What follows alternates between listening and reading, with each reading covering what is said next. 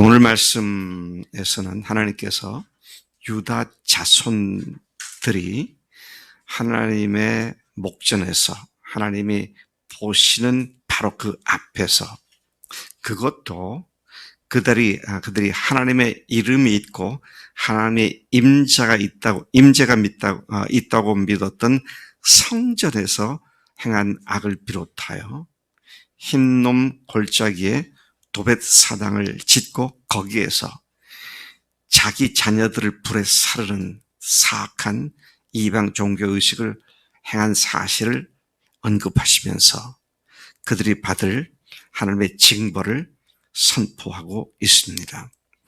우리가 계속 예레미야서를 읽으면서 이스라엘의 온갖 죄악상들을 낱낱이 지적하시고 말씀하신 것을 계속 읽고 있습니다.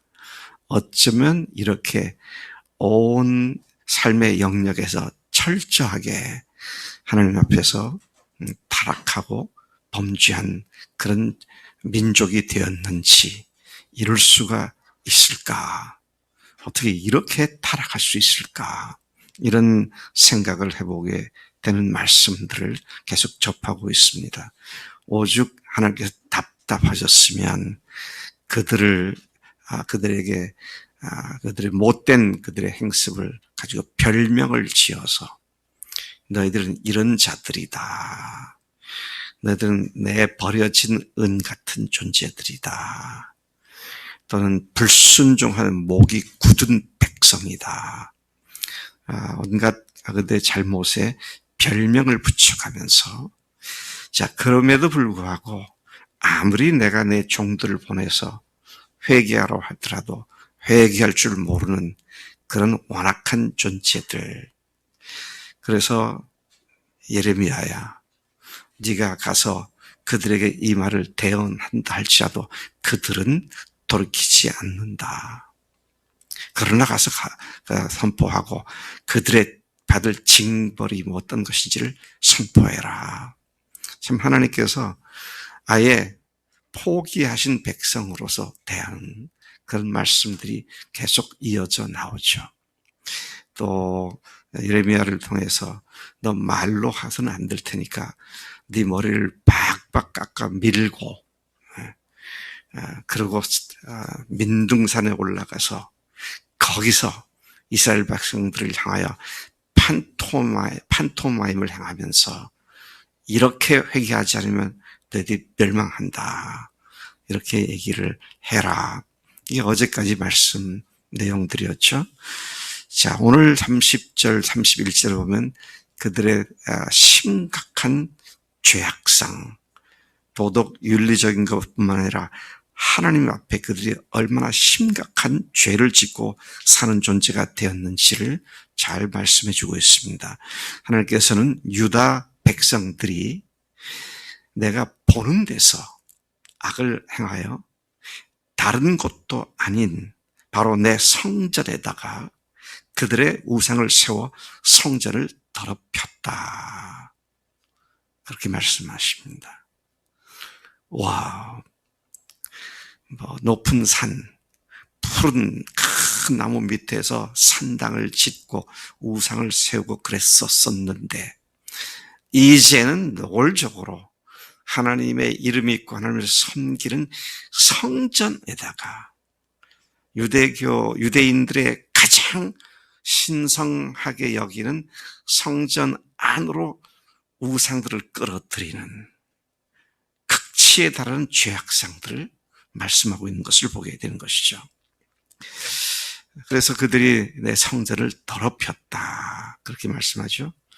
하나님의 성전에다가 끌어들인 우상 숭배 행위는 종교의 혼합주의를 말하고 있는 것이죠. 이것저것 딱 끌어들여가지고 이것도 믿고 저것도 믿고 그런 모습을 보여주고 있습니다.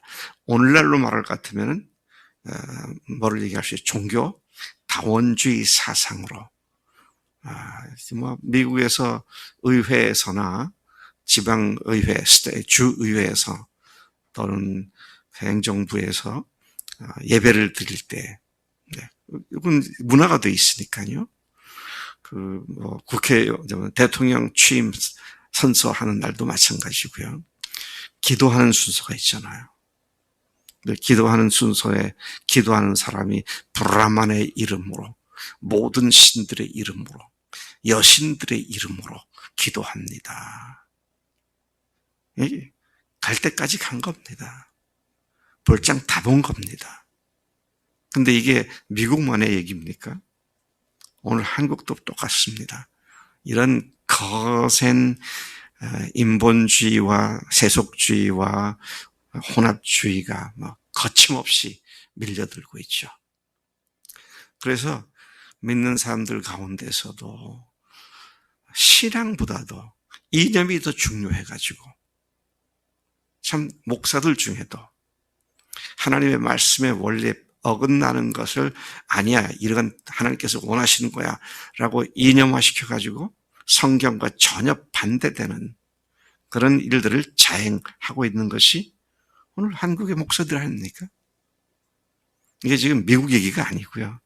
온갖 혼합주의가 다 끼어 들어와가지고 하나님의 교회 순수한 복음을 망가뜨리고 교회 영광을 가리게 만드는 이런 모습들이, 오늘 이스라엘이, 유다가 드디어 성전에까지도 우상을 끌어들이는 이런 모습과 겹쳐있는 모습을 우리가 보게 됩니다. 그래서 우리는 항상 조심해야 합니다.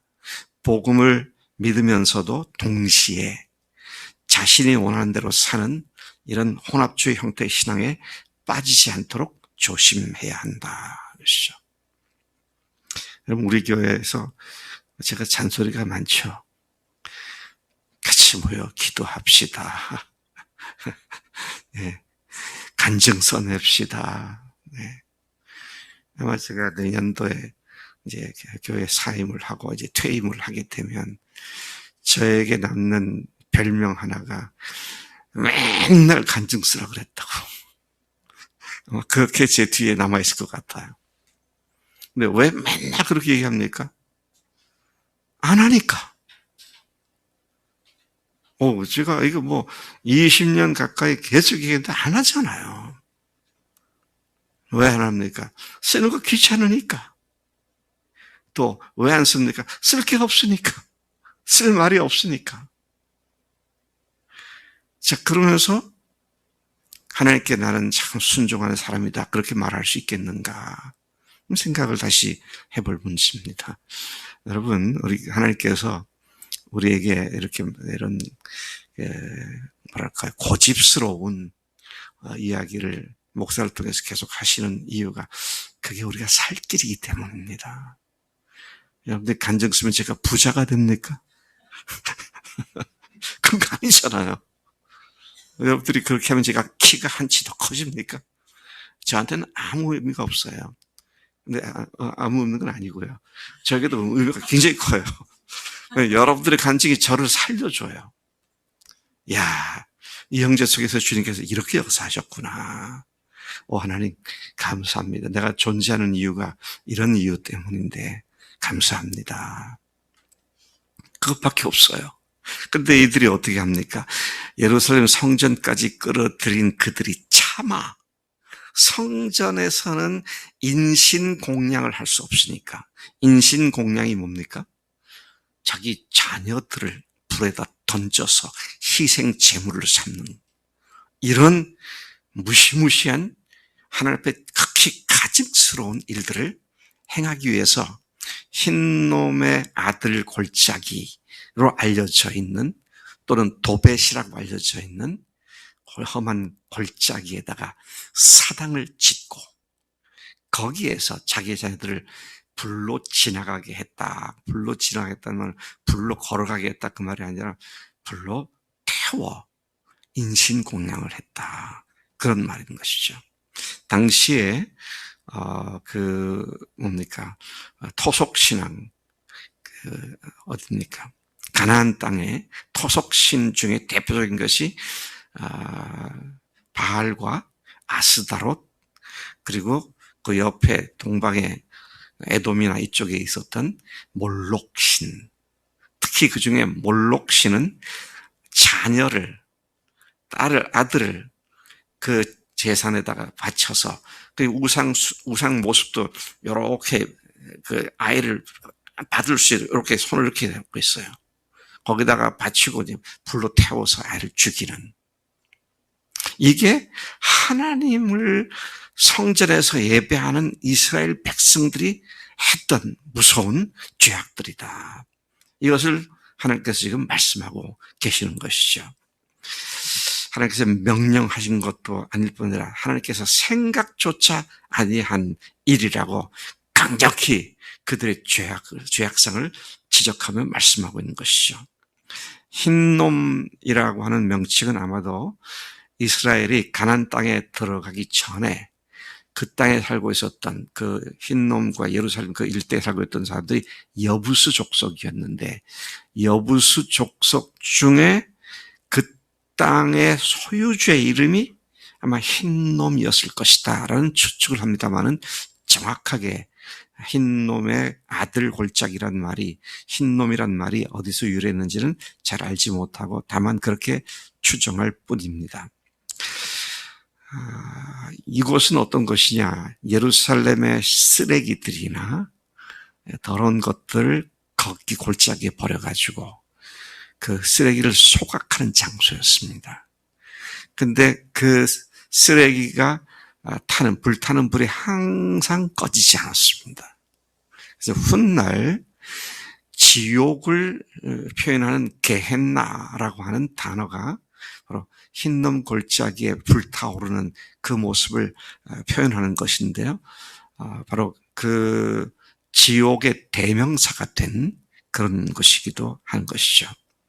안타깝게도 유다 왕조 말기에 아하스 왕이나 므낫세 왕이 주도해서 이 몰록 신에게 인신 공양을 한 그런 사악한 죄를 짓기도 했었던, 그래서 지금 그 므낫세 뒤에 지금 끝자락에 예레미야 시대 때 이 일이 계속 자행되고 있었던 그런 역사적인 상황들을 우리 추적해 볼 수 있는 것입니다. 32절부터 34절까지 보면 그 유다 백성들에 대한 하나님의 징벌이 언급되고 있죠. 이 도벳 사당으로 인한 하나님의 징벌은 그 골짜기 자체가 죽임의 골짜기가 될 것이다. 현대인의 성경을 보면 32절을 이렇게 되어 있습니다. 그러므로 이곳을 도벳이나 흰놈 골짜기로 부르지 않고 살육의 골짜기라고 부를 때가 올 것이다. 이것은 죽은 시체가 너무 많아 묻을 곳이 없어 그 시체를 이 골짜기에 버릴 것이기 때문인데, 이 백성의 시체가 공중의 새와 땅의 짐승의 먹이가 될 것이나 그것들을 쫓아낼 자가 없을 것이다. 34절, 그리고 그때에 내가 유다 성읍들과 예루살렘 거리에 기뻐하고 즐거워하고 신랑의 소리, 신부의 소리를 싸그리 끊어지게 할 것이다. 그리고 이 땅이 황폐하게 될 것이다. 완전 멸망의 저주의 말씀을 하신 것을 보게 됩니다. 8장 1절로 돌아갑니다. 징벌에 관한 하나님의 예고는 더욱 심각한 수준에 이르고 있습니다. 1절에 보니까 그때 사람들이 유다 왕, 그들의 지도자들, 제사장들, 선지자들, 예루살렘 주민들의 뼈들을 그 무덤에서 파헤쳐내요. 그들이 그토록 사랑하고 섬기고 뒤따르며 구하고 경배하던 해와 달과 하늘의 뭇별 아래서 펼쳐지게 할 것인데, 이게 하나님께서 예루살렘 성을 멸망시키기로 작정하셨고 그들을 멸망시키는 일에 쓰임받게 될 바벨론 군대가 와서 어떻게 그들의 열왕들의 묘를 파헤쳐 뼈를 꺼내고 모든 지도자들의 뼈, 제사장들의 뼈, 선지자들의 뼈, 주민들의 뼈들을 꺼내가지고 그들이 섬기는 일월 성신, 해와 달과 별과 그 우주 전체를 섬겼던 그 신들 앞에 그대로 노출돼서 분뇨같이 만들어 버릴 것이다. 이건 뭘 얘기하는 겁니까? 이 나라를 완전히 지구상에서 없애버릴 것이다. 그런 말씀이죠. 그래서요, 북이스라엘은 주전 722년에 그 나라가 완전히 사라져 버렸고요, 국가가. 그리고 남왕조도 587년에 이 지구상에서 남유다 왕국은 완전히 사라져 버렸습니다. 그리고 국가는 없어지고 거기에 우여곡절 끝에 다시 포로 귀환해서 살아남아 있던 그들이 마지막으로 예수님을 죽이는 일을 자행하고, 그리고는 어떻게 됩니까? 주 70년에 예루살렘 성이 돌 위에 돌 하나 남지 않고 완전히 파괴되어서 지난 2000년간 전 세계를 유리방어하며 온갖 핍박을 당했던 이스라엘 민족의 역사를 우리가 잘 알고 있습니다. 이스라엘 민족은 지금도 살아있고 또 나라도 지금은 회복을 했지만 1948년에 했지만, 그러나 이스라엘 국가 또 어디입니까? 남왕조 국가, 이것은 이미 주전 8세기와 주전 6세기에 하나님의 말씀대로 멸망하게 된 것을 보게 됩니다. 그때가 되면 어떻게 될 것이냐 할 때 겨우 살아남아 있는 자들도 하는 말이, 사는 것보다 죽는 것이 차라리 나한테는 좋다. 차라리 죽는 게 낫다. 그렇게 탄식하며 고통할 것이다. 참 무시무시한 하나님의 징벌에 관한 예고인 것을 보게 되는 것이죠. 제가 봐도요, 아까 말씀드린 대로 오늘날 전 세계를 뒤덮고 있는 인본주의 사상이 얼마나 각곳으로 침투해 들어가서 편만하게 되고 있는지. 그래서 우리나라도 얼마나 열심히 기독교인들이 인권을 빙자한 각종 차별금지법이나 교육법이나 이런 것들에 대해서 반대 서명도 하고 1인 시위도 하고, 그래서 겨우겨우 막고 있는데 이제 언제까지 막아칠 수 있을까? 그건 굉장히 비관적일 수밖에 없다 하는 생각이 듭니다. 자, 그런 의미에서 오늘 우리가 살고 있는 이 시대가 남왕조, 멸망을 눈앞에 둔 남왕조 유다 왕국과 크게 다르지 않다. 자, 이 말은 오늘 우리에게 뭘 줍니까? 정신 차리자는 겁니다. 자칫 잘못하면 그럴듯한 인권이라는 말 참 좋잖아요. 그럴듯한 이론과 이념을 가지고 하나님 말씀에 정면 배치된 것을 정당화시키는 그런 지경에 빠질 수 있다는 것이죠. 한 가지 말씀만 더 연관된 말씀을 상기하면, 여러분 로마서 1장 28절부터 32절까지 잘 아시잖아요. 1장 28절에 저희가 그 마음에 하나님 두기를 싫어하며 하나님께서도 그 상실한 마음대로 내버려 두사 합당치 못한 일을 하게 하셨으니, 하나님을 거부하니까 하나님께서 방치해 두셨다고 그랬습니다. 그리고 어떻게 하셨다고요? 곧 모든 불의, 추악, 탐욕, 악의, 시기, 살인, 분쟁, 사기, 악독, 21가지 죄악상들이 쭉 나오잖아요. 하나님을 믿지 않는 사람들의 삶 속에 자연스럽게 맺히는 죄악의 열매들이 그런 것이잖아요. 그래서 21가지 죄악을 딱 말씀하신 뒤에 그 다음에 뭐라고 했습니까? 32절에 저희가 이 같은 일을 행하는 자는 사형에 해당한다고 하나님의 정하심을 알고도 자기들만 행할 뿐 아니라 이를 행하는 자들을 옳다 하느니라. That's okay. No problem. 괜찮아. 그런다는 겁니다. 정당화하고 합리화하고 그것에 대해서 회개가 아니라 그것을 행하는 자들이 다른 사람들까지도 그렇게 하게 만드는 그런 죄악상을 로마서 1장 28절 이하 32절에서 말씀하고 있는 것을 보게 되죠. 오늘 우리가 아까 이스라엘 사람들이 흰놈 골짜기가 아니라 어디에다가 우상을 세웠다고요? 성전에다가 완전히 그들의 신앙의 중심지에다가 그 자리에다가 우상을 끌어들이는 이런 모습들, 얼마나 사악한 모습인가, 얼마나 두려운 모습인가를 생각하게 되면 우리 정말 정신 차리고 우리를 속이는 악한 마귀에 속지 않는 영적 분별력을 가지고 살아야겠다.